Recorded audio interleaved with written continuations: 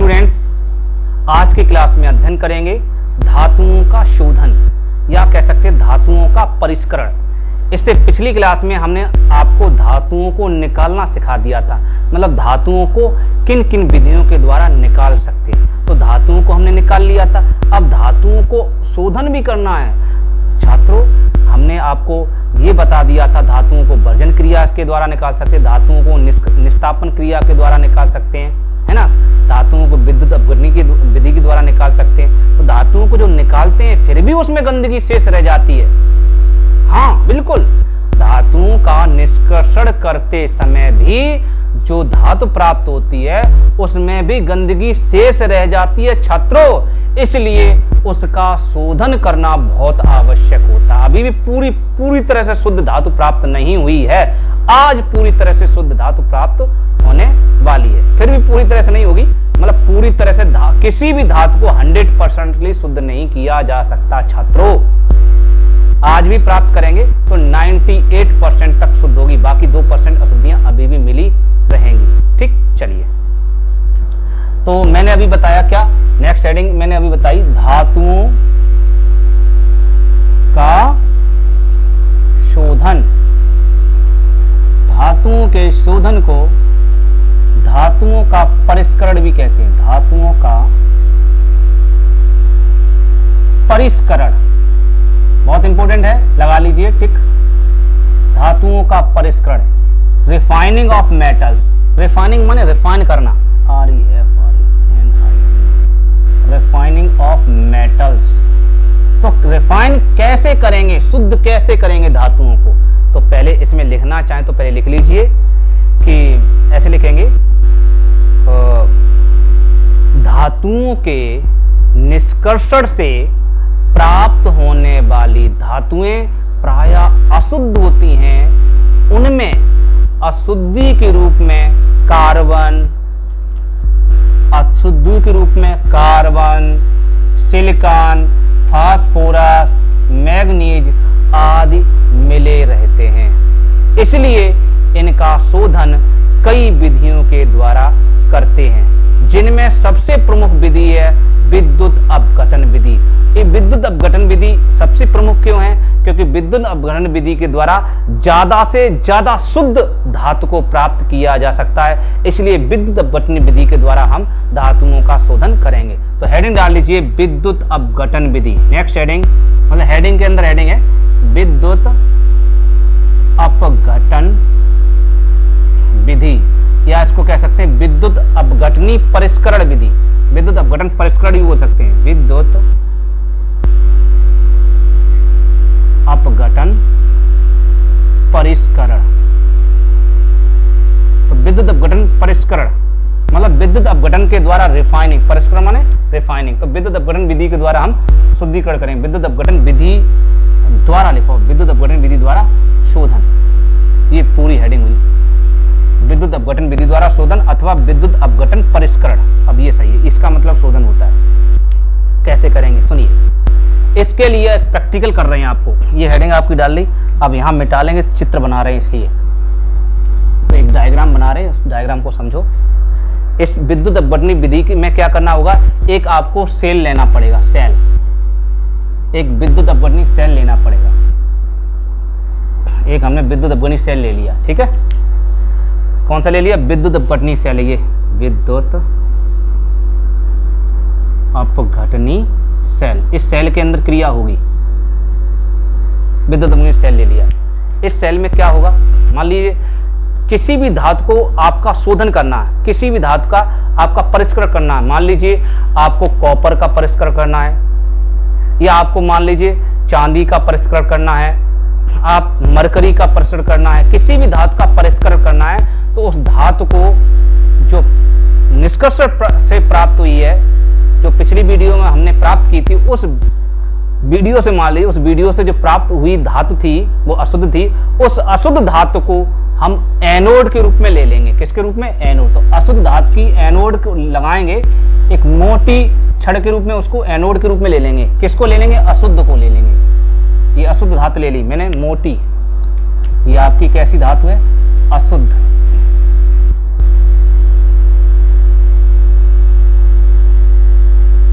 धातु को हम किसके रूप में ले लेंगे, एनोड। तो अशुद्ध धातु का हम एनोड बनाएंगे। एनोड होता है प्लस, एनोड छात्रों क्या होता है, प्लस होता है एनोड। तो अशुद्ध धातु का हम ऊपर दिख नहीं रहा ना, चलो मैं इसको थोड़ा सा नीचे कर दे रहा हूँ, ठीक, इसको छोटा कर दे रहे हैं, इसको छोटा कर दे रहे हैं और इसको हम थोड़ा छोटा कर दे रहे हैं, ठीक, अब दिख जाएगा, ये लीजिए, अब तो दिख गया। तो ये मैंने प्लस ले लिया, ठीक है, अब तो दिखाई दे रहा होगा, ठीक। तो अशुद्ध को हम एनोड के रूप में ले लेंगे। किसके रूप में ले लेंगे छात्रों, एनोड के रूप में। अशुद्ध, जो भी अशुद्ध प्राप्त होगा जिस भट्टी से, भर्जन से या निस्तापन से या प्रगलन से, प्रगलन भी होता है, आप पढ़ेंगे आगे फर्स्ट ईयर क्लास में, इंटर क्लास में प्रगलन भी होता है, लेकिन आपके सिलेबस में भर्जन और निस्तापन था, इसलिए उतना ही बताया। तो जो प्राप्त हुआ है अशुद्ध धातु, चाहे आप जिंक का निष्कर्षण करना चाहते तो जिंक अशुद्ध ले लो, जो भी हो, एनी अदर, तो उसको अशुद्ध के रूप में अशुद्ध धातु को ले लेंगे। अशुद्ध धातु को किसके रूप में लेंगे, एनोड के रूप में। अनोड, इसको अनोड भी पढ़ते हैं, आ से अनोड और आ से अशुद्ध। तो ऐसे ट्रिक याद रखना, वरना भूल जाते हैं बच्चे कि एनोड ग्रुप में किसको लेते हैं, कैथोड ग्रुप में किसको लेते हैं, भूल जाते हैं। तो आ से अनोड, इसे अनोड भी पढ़ते हैं, अनोड, तो अनोड भी पढ़ा जाता है, ANODE अनोड, और अशुद्ध से आ, ऐसे याद रख लो ट्रिक से। तो अनोड हो गया। अच्छा, और शुद्ध धातु की छड़, जो शुद्ध धातु की छड़, उसको हम ले लेंगे पतला, उसको क्या ले लेंगे, पतला। ये शुद्ध धातु की छड़ ले ली, किसकी, ये छड़ किसकी ले ली, शुद्ध धातु, ठीक है बेटा, शुद्ध धातु की छड़ ले ली। इसको किसके रूप में लेंगे, इसको इस छड़ को लेंगे हम कैथोड के रूप में। किसके रूप में, कैथोड। कैथोड आपका नेगेटिव होता, कैथोड, ठीक है बेटा। एक को एनोड के रूप में ले लेंगे अशुद्ध को, और जो कैथोड होगा उसको शुद्ध धातु को कैथोड के रूप में ले लेंगे। छड़ें बना ली। इन छड़ों को क्या करेंगे, इन छड़ों को डुबो देंगे। इन छड़ों को हमने क्या कर दिया, डुबो दिया। किस में डुबो दिया, ये मैंने क्या भर दिया, ये भर दिया मैंने इन्हीं का विलयन, इन्हीं धातु का विलयन, जिस इसी के अंदर इसी धातु का विलयन भर दिया, इसी धातु का विलयन भर देंगे। समझो मेरी बात, इसी धातु का विलयन। अब कहोगे इसी धातु का विलयन का मतलब क्या है, अगर आपने ये छड़ें लोहे की ले ली, मान लो आपने यहां लोहा ले लिया या कॉपर ले लो, चलो यहां मान लो आपने अशुद्ध कॉपर ले लिया, यहां शुद्ध कॉपर ले लिया, सही है, कॉपर ले लिया, तो आपको इसके अंदर कॉपर है, तो इसी धातु कौन सी, कॉपर, तो कॉपर का ही विलयन इसके अंदर भरना पड़ेगा। कॉपर के विलयन का नाम होगा CuSO4, समझे। और अगर आपको मरकरी का विद्युत अपघटन करके उसका शोधन करना, रिफाइनिंग करनी है, तो आपको यहाँ Cu के स्थान पर मरकरी लेनी पड़ेगी। मरकरी अशुद्ध धातु के रूप में लेंगे और यहाँ मरकरी शुद्ध धातु के रूप में लेंगे, ठीक है। और आपको यहाँ मरकरी का विलयन भरना पड़ेगा। किसका, मरकरी का, मरकरी का विलयन का नाम होता है Hg2SO4, मर्क्यूरस सल्फेट, आपको भरना पड़ेगा। क्योंकि आपके सिलेबस में कॉपर का शोधन दिया गया, किसका, कॉपर का, तो हम कॉपर की धातु को ले रहे हैं शुद्ध रूप में, यहाँ कॉपर की धातु को ले रहे हैं अशुद्ध रूप में, ठीक है। और इसमें विलयन किसका भर रहे हैं, कॉपर सल्फेट का विलयन, CuSO4 का विलयन, ठीक, बात समझ में आ गई। जब कॉपर का विलयन भरेंगे, अब क्या होगा, अब ऊपर जो स्विच है प्लस और माइनस का, इन दोनों को हम क्या करें, बिजली से कनेक्ट कर देंगे। जैसे ही बिजली से कनेक्ट करेंगे और स्विच को ऑन कर देंगे, तो इसमें विद्युत धारा प्रवाहित होगी और विद्युत अपघटन होने लगेगा। और जैसी विद्युत धारा प्रवाहित होगी, इसमें विद्युत अपघटन होगा, तो क्या होगा, इस मोटी छड़ में से, ये मोटी पतली होने वाली है, देखो कैसे, इस मोटी छड़ में से, इस मोटी छड़ के अंदर से Cu2+ आयन निकलने लगेंगे। इस मोटी छड़ में से Cu2+ आयन निकलने लगेंगे, अर्थात कॉपर आयन इसके अंदर से शुद्ध कॉपर निकलने लगेगा, और शुद्ध कॉपर निकल के इस छड़ पर जमा होता जाएगा। तो ये छड़ आपकी मोटी होती चली जाएगी, कॉपर जमा होता जाएगा, कॉपर जमा होता जाएगा, कॉपर ये छोटी मोटी हो जाएगी, और ये छड़ धीरे धीरे पतली होती चली जाएगी और जैसे ही पतली हो जाएगी ये खत्म हो जाएगी। खत्म होने के बाद जो भी गंदगी इसके अंदर है, अशुद्ध है तो गंदगी होगी, तो जो भी इसके अंदर गंदगी है वो गंदगी आपकी नीचे जमा होती जाएगी। ये गंदगी, इसी को कहते हैं अशुद्धि। इसको हम अशुद्धि जो जमा हो जाएगी, इस अशुद्धि का नाम कहा जाता है एनोड पंक। इस अशुद्धि को एनोड पंक या एनोड मड का नाम देते हैं। एनोड मड, इंग्लिश में मड भी बोलते हैं, मड। तो इंग्लिश में MUD, ANOD लिखना चाहो लिख लो, ANODE MUD, एनोड मड बना लेंगी। एनोड मड मतलब एनोड पर गंदगी इकट्ठी हो जाना एनोड मड कहलाता है। तो क्योंकि ये सरिया पूरी गल जाएगी, नीचे इकट्ठी हो जाएगी, गंदगी नीचे इकट्ठी हो जाएगी और शुद्ध जो भी पदार्थ होगी, शुद्ध की धातु होगी, वो इस पर छड़ पर जमा होती जाएगी। तो ये फिर आप बाहर निकाल लेना। देखो कितनी आसानी से शुद्ध के अंदर शुद्ध जमा हो गया, तो धातु आपकी शुद्ध धातु प्राप्त हो गई। ऐसे विद्युत अपघटन विधि के द्वारा हम शोधन करेंगे। आइए इसकी डेफिनेशन, मतलब इसकी थ्योरी कैसे लिखेंगे, डेफिनेशन नहीं थ्योरी कैसे लिखेंगे, सुनिए।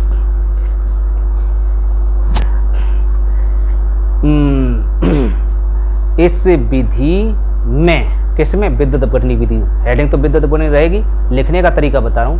इस विधि में अशुद्ध धातु की छड़ों को या अशुद्ध धातु को एनोड के रूप में तथा शुद्ध धातु को कैथोड के रूप में लेते हैं, फिर उन्हें विद्युत अपघटनी सेल में रख देते हैं, रख दिया। उसके बाद इस सेल में उसी धातु का विलयन, उसी धातु लिख लो, उसी धातु, इसी की जगह उसी लिख लो, चलो, उसी धातु का लवण का विलयन मिला देते हैं या भर देते हैं, जो वैद्युत अपघट्य का कार्य करता है। ये किसका कार्य करेगा, विद्युत अपघट्य का। वैद्युत भी लिखते हैं बहुत से लोग, वैद्युत भी लिखते हैं, विद्युत अपघट्य, कंफ्यूजन मत होना। विद्युत अपघट्य लिख दो या फिर वैद्युत अपघट्य लिख दो, बात एक ही है। ऐसा ही विद्युत अपघटन कह दो या वैद्युत अपघटन कह दो, बात एक ही है। वैद्युत शुद्ध शब्द होता है बस, विद्युत थोड़ा अशुद्ध होता है। इसका मतलब ही करंट है, और विद्युत का मतलब भी करंट, और वैद्युत का मतलब भी करंट है ये, ठीक। तो वैद्युत अपघट्य का क्या करता है, कार्य करता है, वैद्युत अपघट्य का कार्य करता है, ठीक, समझ में आ गया, जो वैद्युत अपघट्य का कार्य करता है। इतनी बात होगी। अब क्या करेंगे, अब मैंने बताया इसको बिजली से कनेक्ट करेंगे, तो नीचे नई लाइन से लिखेंगे। अब इस सेल में विद्युत धारा प्रवाहित करते हैं, तो अशुद्ध, जो अशुद्ध धातु है, तो अशुद्ध अर्थात कैथोड है ना, वो एनोड से, अर्थात शुद्ध धातु एनोड से निकल कर कैथोड पर जमा होती जाती है, और अशुद्धियां एनोड के नीचे एकत्रित हो जाती हैं, जिन्हें एनोड पंक या एनोड मड कहा जाता है। बस हो गया। इस विधि द्वारा 98% तक शुद्ध रूप में धातुओं को प्राप्त किया जा सकता है, ठीक। इस विधि से बहुत सी, सभी धातुओं का लगभग शोधन होता है। शोधन सभी धातुओं में ज्यादा, अधिकांशतः विद्युत अपघटन विधि का ही प्रयोग करते हैं। आगे समझो, बस इतना ही लिखना हो गया। मैंने चित्र भी आपको समझा दिया। जैसे अगर आप उदाहरण में कॉपर लेना चाहते तो आप लिखेंगे, उदाहरण अगर लिखना चाहते तो, जैसे उदाहरण में सुनना, एक बार फिर समझ लो। जैसे कॉपर की, हमें कॉपर का शुद्धिकरण करना है, तो आपको क्या करना, कॉपर को अशुद्ध रूप में लेंगे। जो कॉपर प्राप्त हुई है भट्टियों से या निस्तापन विधि द्वारा या भर्जन विधि द्वारा जो कॉपर प्राप्त हुई है वो अशुद्ध है, उसकी हम मोटी छड़ बना लेंगे, ठीक, अशुद्ध कॉपर की छड़ों। तो क्या लिखेंगे, अशुद्ध कॉपर की छड़ों को एनोड के रूप में, और शुद्ध कॉपर की छड़ों को कैथोड के रूप में लेकर के, ठीक, लेकर के एक विद्युत अपघटनी सेल में रख देते हैं। उसके अंदर कॉपर सल्फेट का विलयन डालकर या डाल देते हैं, वैद्युत अपघट्य के रूप में डाल देते हैं, वैद्युत अपघट्य का कार्य करता है। फिर उस सेल में विद्युत धारा प्रवाहित करते हैं, तो शुद्ध कॉपर कौन सा? शुद्ध कॉपर एनोड से निकलकर कैथोड पर जमा होता जाता है या कैथोड पर निक्षेपित होता जाता है। बस इतना ही लिखेंगे, उदाहरण अगर लिखना है तो। ठीक हो गया, चित्र आपका ये हो गया। अब लास्ट टॉपिक आपका बचा है संक्षारण। ये मैंने आपको पूरी तरह से बता दिया कि धातुओं का शोधन कैसे होता है, धातुओं को शुद्धिकरण आपने कर दिया। लास्ट टॉपिक आपका बचा है संक्षारण। संक्षारण को कोरोजन कहते हैं। इसके बारे में पिछली क्लास में आपको पहले थोड़ा थोड़ा बता दिया, थोड़ा नहीं बल्कि लगभग पूरा ही बता दिया।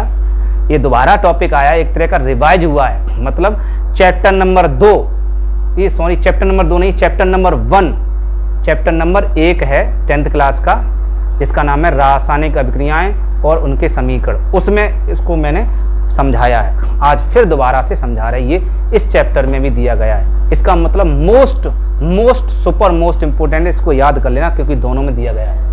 संक्षारण क्या होता है? संक्षारण माने होता है क्षतिग्रस्त होना, खराब हो जाना। किसका? धातुओं का। धातुओं का खराब हो जाना। धातुएं छात्रों खराब कैसे हो जाती हैं?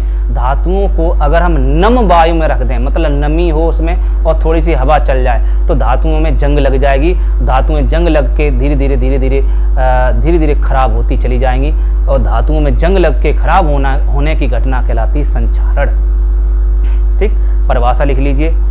वह रासायनिक अभिक्रिया जिसमें कोई धातु नम वायु की उपस्थिति में धीरे धीरे ऑक्सीकृत होकर नष्ट हो जाती है, तब इस प्रक्रिया को संक्षारण कहते हैं। जैसे एग्जाम्पल, जैसे लोहे में जंग लगना, चांदी की चमक समाप्त हो जाना, तांबे और जिंक पर हरे रंग की परत जम जाना। तांबा जो होता है कॉपर, उस पर हरे रंग की परत अगर जम गई, इसका मतलब उस पर जंग लग रही है, हरे रंग की परत का जम जाना। तो ये बहुत सारे उदाहरण हैं। अब आपके सिलेबस में 2020 में क्वेश्चन आया था, लोहे पर जंग लगती है उसको हम हिंदी में क्या कहते हैं? लोहे पे जंग लगना अर्थात लोहे पर मोर्चा लगना भी बोलते हैं। तो ये आप नोट हेडिंग डालिए, इसके बारे में बता रहे हैं। लोहे पर मोर्चा लगना, तो छात्रों मोर्चा का मतलब होता है जंग लगना। तो लोहे पर मोर्चा लगना या लोहे पर जंग लगना, ये क्वेश्चन 2020 में पूछा गया है, इसको भी सीख लो कैसे, मतलब लोहे में जंग लगती आखिर कैसे, वो तो उदाहरण मैंने बता दिया। अब लोहे में जंग लगती कैसे है वो समझो। देखिए, जब लोहे को नम वायु में खुला छोड़ देते हैं तो लोहा वायु में धीरे धीरे ऑक्सीकृत होकर भूरे रंग की परत में बदल जाता है। किसके रूप में? भूरे रंग की परत में। कौन से रंग की? भूरे रंग की परत में बदल जाता है। भूरे रंग का सूत्र क्या होता है? फेरिक, जलीय लिखो, जलीय फेरिक हाइड्रोक्साइड, जलीय फेरिक ऑक्साइड, जलीय फेरिक ऑक्साइड, सॉरी जलीय फेरिक ऑक्साइड को हाइड्रेट फेरिक ऑक्साइड भी कहते हैं। इसका सूत्र होता है Fe2O3.XH2O। ये भूरे रंग की होती है, इसमें ये बदल जाता है पूरा लोहा, ये भूरे कलर का होता है। इसकी वजह से नमी इसमें है और ऑक्सीजन इसमें मिल गया। ये देखिए O मिल गया और जल भी मिल गया। O और जल दोनों, ऑक्सीजन और जल दोनों मिल जाने के कारण लोहा आपका क्षतिग्रस्त हो जाता है। इसी को हम जंग कहते हैं। इसी को क्या कहते हैं? जंग। इसी को कहते हैं मोर्चा। यही मोर्चा लग जाता है, यही मोर्चा लग जाता है। किसके ऊपर? लोहे के ऊपर। लोहे के ऊपर मोर्चा लग चुका है। तो छात्रों, आपने समझ में आया ये कैसे? तो लिखने का तरीका क्या है इसको समझो। मैंने अभी बताया, एक बार फिर समझ लो कि लोहे को नम वायु में खुला छोड़ देते हैं तो लोहा नमी की उपस्थिति में धीरे धीरे ऑक्सीकृत होने लगता है और वह भूरे रंग की परत अर्थात जलीय फेरिक हाइड्रोक्साइड में बदल जाता है, जिसे जंग या मोर्चा कहते हैं। इस प्रक्रिया को या इस घटना को लोहे में मूर्छा लगना कहा जाता है या लोहे में जंग लगना कहा जाता है। अब एग्जाम्पल लिख लो, जैसे लोहा, रिएक्शन लिख लो Fe।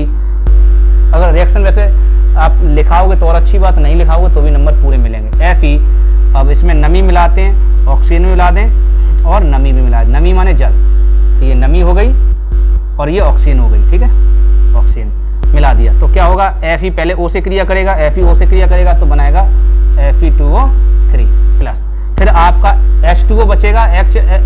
X का मतलब यहाँ 10 H2O, मतलब वायुमंडल की अगर 10 बूंदें जमा हो गई 10, तो उसी के हिसाब से गलेगा लोहा। और अगर 10 से ज़्यादा बूंदें हो गई, 10 की जगह X की जगह 20 आ सकता है, 20 H2O, 30 H2O, 100 H2O, 1000 H2O, मतलब जितनी ज़्यादा जल की बूंदें आ जाएंगी उतना यहाँ लिख जाएगा, इसलिए X मान के चलते, माना X। ये इसके साथ मिल गया Fe2O3 और ये आपका जैसे का तैसा XH2O, ये भूरे रंग की परत हो जाती है, भूरे रंग की परत। इसी का नाम है, मैंने बताया, जलीय फेरिक ऑक्साइड या हाइड्रेट फेरिक ऑक्साइड ही बोलते हैं। हाइड्रेट, हाइड्रेट माने भी जल होता है, हाइड्रेट फेरिक ऑक्साइड, तो हाइड्रेट फेरिक ऑक्साइड बन जाता है। समझ गए। इसको बैलेंस करना है तो आप बैलेंस कर लीजिए। बैलेंस करने के लिए इसमें 2 का गुणा करेंगे, 2 दूनी 4, तो 4O और 3 दूनी 6, 6 के लिए 3, तो 4Fe + 3O2 + X। ये आपका इतना है केवल, ये 2 का गुणा केवल इसमें है, 2 का गुणा इसमें नहीं है, ये अलग है थोड़ा सा, ठीक, इसलिए इतना है। ये कंपाउंड बना, ओके, ये कंपाउंड पूरा है, 2 अंदर है। तो ये आपका हो गया लोहे में जंग लगना या लोहे में मूर्छा लगना। अब लोहे में मूर्छा लगने से बचा कैसे सकते हैं, लोहे में जंग लगने से आप बचा कैसे सकते हैं, उसको भी जानते हैं। हेडिंग डालिए, लोहे में जंग लगने, लोहे को लोहे में जंग से सुरक्षा। हेडिंग डालो, लोहे में जंग से सुरक्षा। तो लोहे में जंग से सुरक्षा हम कैसे कर सकते हैं, इसको भी सीख लो। मतलब लोहे में आप जंग लगना कैसे रोक सकते हैं, लोहे में या धातुओं में जंग लगने की सुरक्षा आप कर सकते हैं। लोहे में जंग लगने की सुरक्षा, जंग लगना रोकना, लोहे में जंग लगना रोकना या धातुओं की जंग से सुरक्षा। तो देखिए, लोहे पर आप पेंट कर दीजिए, पेंट करके लोहे पर या तेल लगा दीजिए या लोहे पर ग्रीस लगा दीजिए या लोहे के ऊपर यशद लेपन कर दो। यशद माने होता है जिंक, यशद का दूसरा नाम, जिंक का दूसरा नाम और है जिंक। यशद को छात्रों जिंक कहा जाता है। यशद लेपन, क्या, कौन सा लेपन, यशद लेपन। लेपन माने हो लेपना, यशद माने होता है जिंक, जिंक का लेपन कर दें, ठीक है। इसको हम जस्तीकरण भी कहते हैं, जस्तीकरण। इसको हम गैल्वेनीकरण भी कहते हैं, गैल्वेनाइजेशन। इसका दूसरा नाम है गैल्वेनीकरण, इसके कई नाम हैं, गैल्वेनाइजेशन बोलते हैं,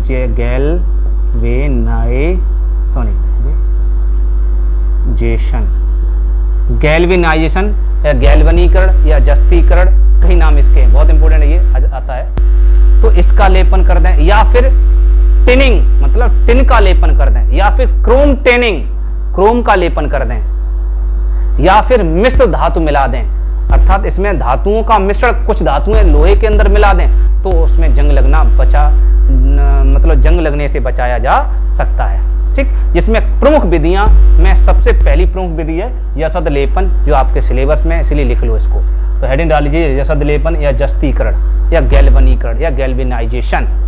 क्या है, मैंने बताया, जब लोहे के ऊपर, समझो मेरी बात, इसको लिखना चाहो लिख लो, जब लोहे के ऊपर, ये लोहा है, जब लोहे के ऊपर जिंक धातु का, ऊपर किसका, जिंक धातु का कवर चढ़ा, कवर माने लेपन कर देते हैं, इसका मतलब इसके ऊपर जिंक धातु को लेप दें, किसको, जिंक फॉर जेडन, जेडन का लेपन कर देते हैं,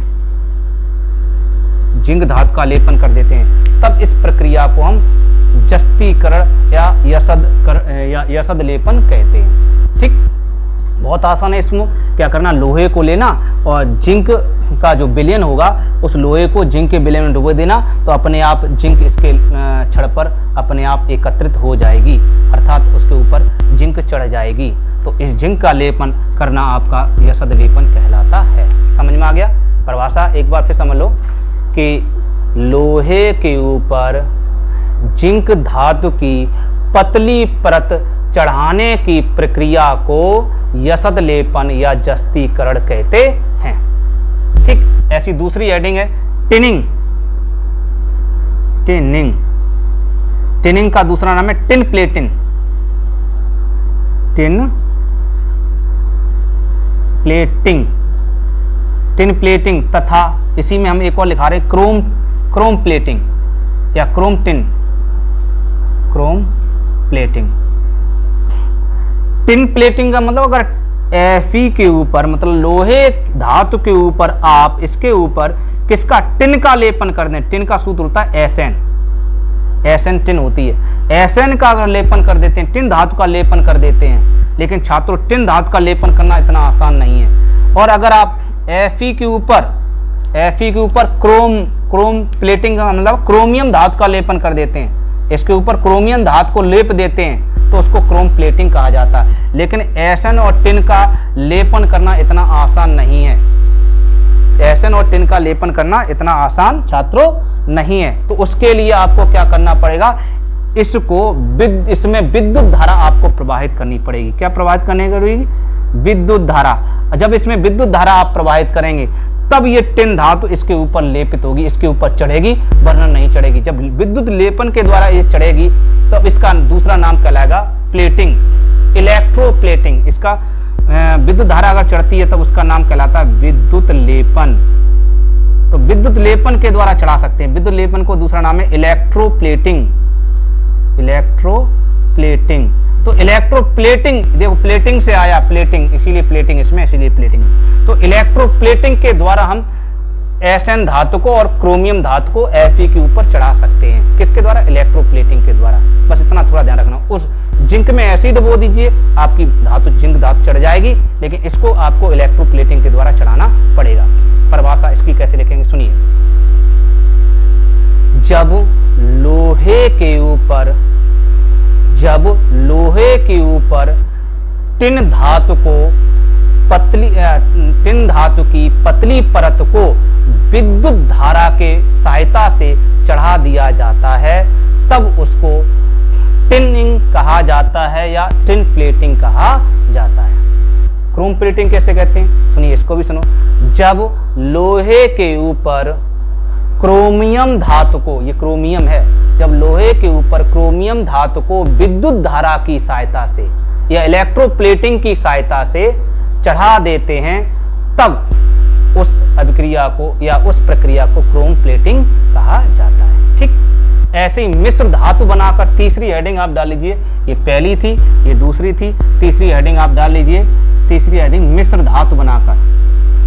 मिश्र धातु का दूसरा नाम है मिश्रात बोल दो या मिश्र धातु बनाकर। मिश्र धातु बनाकर, मिश्र धातु अगर बना देते हैं तो भी मतलब जंग लगना बच जाता है। जैसे लोहा जो होता है, उस लोहे में जो शुद्ध लोहा होता है, उस शुद्ध लोहे में आप क्रोमियम मिला दो। क्या मिला दो छात्रों?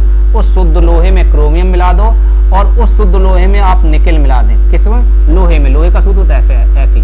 अगर Fe में आप क्रोमियम और निकेल मिला देते हैं तो ये पूरा का पूरा लोहा, ये पूरा का पूरा लोहा स्टेनलेस स्टील में बदल जाता है। स्टेनलेस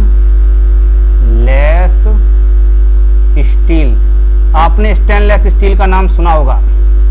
ब्लेड जो होता है, ब्लेड जिससे सेविंग वगैरह बनाते हैं, उस ब्लेड के ऊपर भी स्टेनलेस स्टील लिखा रहता है, मतलब स्टील बन जाएगी। स्टील बनाना, अगर लोहे में आप क्रोमियम और निकेल मिला देते हैं तो वो स्टील में कन्वर्ट हो जाएगा। जब स्टील में कन्वर्ट हो जाएगा तो छात्रों आप सभी जानते हैं स्टील में कभी जंग नहीं लगती, अर्थात जंग लगना रुक जाएगा।